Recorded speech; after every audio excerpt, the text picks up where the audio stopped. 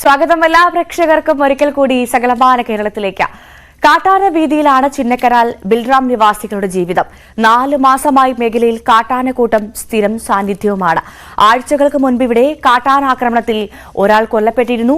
സമീപ മേഖലകളായ സിംഗുകണ്ടത്തെയും പന്നിയാറിലെയും ജനജീവിതവും ആനഭീതിയുടെ നിഴലിലാണ്.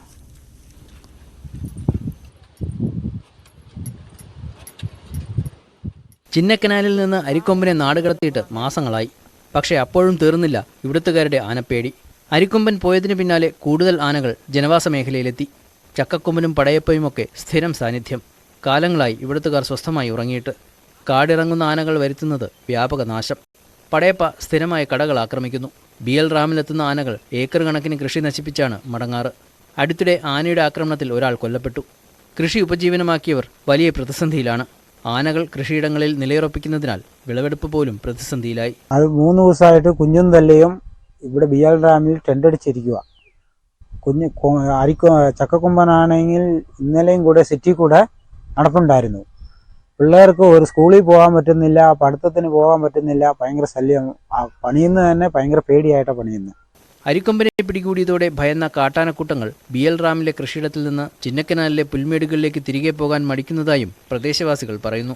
ഇവർ സ്ഥിരമായിട്ടിപ്പോൾ ഈ മേഖലയിൽ നിന്ന് പോകുന്നില്ല. കാരണം ഞങ്ങൾക്കൊരു സംശയമുള്ളത് ഈ സിംഗണ്ടത്ത് വെച്ചാണ് മറ്റേ അരിക്കൊമ്പനെ പിടിച്ചത്. അത് പിടിക്കുന്നത് അവർ കുറേ ആനകൾ കണ്ടതാണ്. അപ്പോൾ ഈ ഫോറസ്റ്റുകാർ ഇവർ വന്ന് ഇവിടുന്ന് ഓടിക്കുമ്പോൾ അത് അപ്പുറേ ചെന്നിട്ട് അതിലൂടെ വട്ടം കറങ്ങി തിരിച്ച് ഇവിടെ തന്നെയാണ് വരുന്നത്. സിംഗണ്ടം മേഖലയിലേക്ക് ആനകൾ ഇപ്പോൾ കൂടുതൽ പോകുന്നില്ല. ഇങ്ങനൊരു അവസ്ഥ. അപ്പോൾ ഇവിടെ സ്ഥിരം ശല്യമാണ് ആനയുടെ. കൃഷി തോട്ടങ്ങളെല്ലാം നശിപ്പിച്ചു. മിക്ക തോട്ടങ്ങളും ഇപ്പോൾ ആനയ്ക്ക് തീറ്റയില്ലാത്തത് കൊണ്ട് ആനകൾ ഈ ഏലമാണ് ചവിട്ടി ഒടിച്ച് കരച്ച് ഒഴിച്ചൊക്കെ തിന്നുന്നത്. കൃഷിക്കാരൻ വളരെ പ്രതിസന്ധിയിലാണ് ഇവിടെ. ഏത് നിമിഷവും കാട്ടാനക്കലിയിൽ ജീവൻ പൊലിയുന്ന സാഹചര്യമുണ്ടായിട്ടും പ്രദേശവാസികളുടെ ജീവനും സ്വത്തിനും സംരക്ഷണമൊരുക്കാൻ അധികൃതർ നടപടി സ്വീകരിക്കുന്നില്ലെന്നാണ് നാട്ടുകാരുടെ ആരോപണം. ന്യൂസ് 18 ഇടുക്കി.